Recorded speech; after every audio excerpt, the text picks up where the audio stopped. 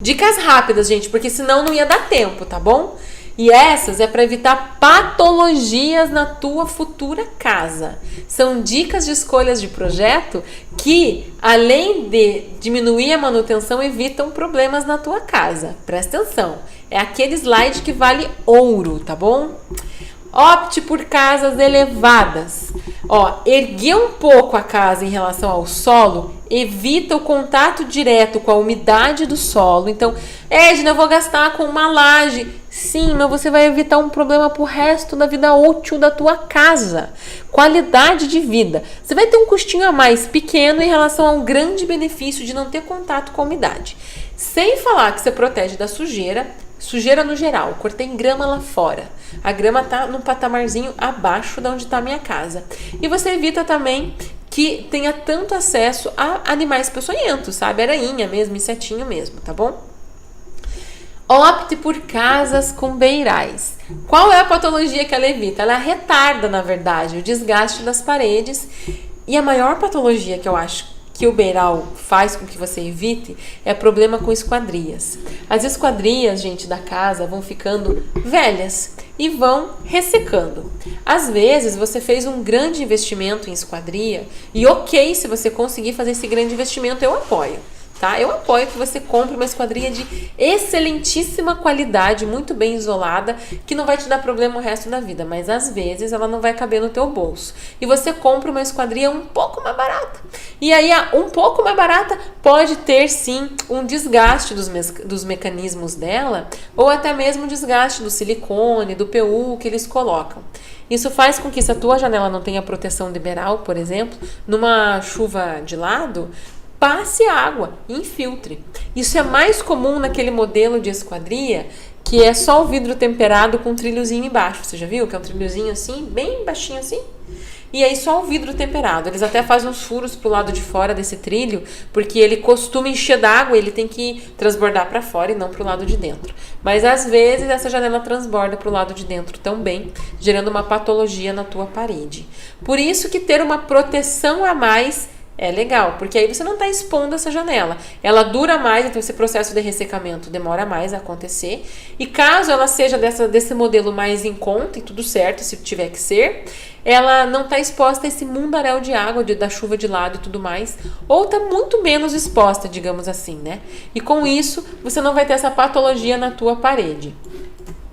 Qual que é a outra dica rápida?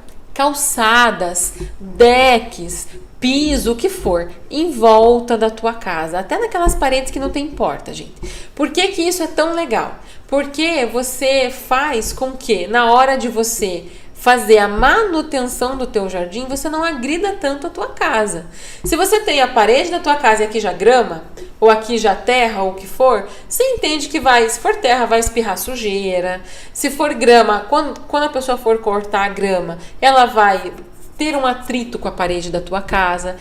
Quais as chances de estragar mais a parede? Se alguém estiver lavando a calçada com uma vassoura, ou se a pessoa estiver passando ali com uma máquina de cortar grama, com uma roçadeirinha.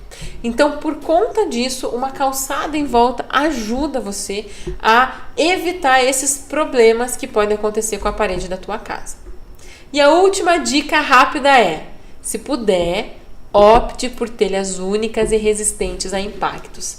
Gente, não é que só dá para usar uma telha que seja única. Qual é um exemplo de telhas únicas? As telhas metálicas, tá? Elas são geralmente do tamanho da água da tua casa. O tamanho máximo dela é 12 metros. É difícil ter uma casa com uma água maior que 12 metros, tá? E mesmo que tenha, você vai ter uma emenda. Quando você tem uma telha cerâmica, uma telha de concreto, você tem várias pequenas emendas nessas telhas. Isso faz com que, conforme o vento, conforme a chuva, passe um pouco de água ou ela seja levada pelo vento. A telha metálica é mais resistente a isso. Também quero dizer para você optar por telhas que não partam, né? Por telhas que sejam resistentes a impactos. Porque assim, numa chuva de granizo, ou até se cair alguma coisa no teu telhado, o máximo que acontece é amassar. Não vai acontecer de trincar ou quebrar telhas, tá? Veja, não é regra. Isso é uma dica que favorece a menor manutenção do telhado. Se você vai ter um telhado com telha cerâmica, ó, na minha casa, o telhado é com telha cerâmica. que eu tenho que saber? Ah, choveu, ventou, não sei o que lá, eu vi que a telha tá meio tortinha. A gente tem que subir lá e dar uma arrumadinha. É isso que acontece. Em alguns espaços nossos, se tiver só a telha, a gente percebe que passa uma pequena névoa de umidade pro lado de baixo conforme a chuva. Isso é manutenção, é você conhecer o material que você está comprando, tá? Vai exigir um pouco mais de manutenção e tudo certo.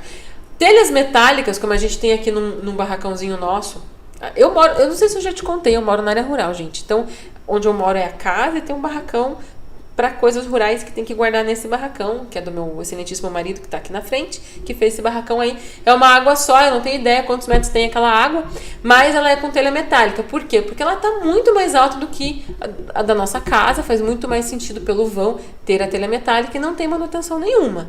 Então, chove, escorre e tudo mais. Tá bom? Claro que todas as suas escolhas vão ter pontos positivos e negativos. Hoje, a gente está olhando com o olhar da manutenção. A telha metálica, com o olhar da manutenção, ela é ótima. Baixíssima manutenção, tá bom?